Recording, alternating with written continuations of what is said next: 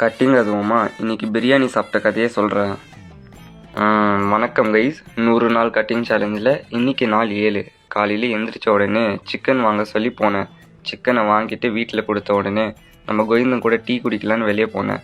அங்கே இங்கேன்னு சுற்றி ஒரு அருமையான கடையாக பார்த்து டீ குடிக்க ஆரம்பிச்சிட்டேன்.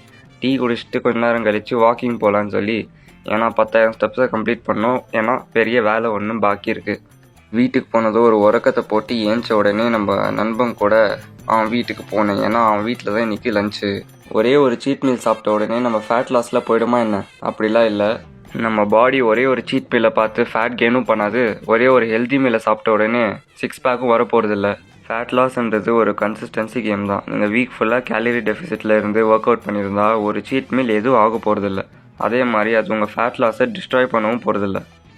அப்பப்போ உங்களுக்கு பிடிச்ச சீட் மீலில் உங்கள் டயட்டில் ஆர்டர் பண்ணி சாப்பிட்டா ஃபேட் லாஸ்ன்றது லாங் டேர்மில் நல்லாவே நடக்கும்.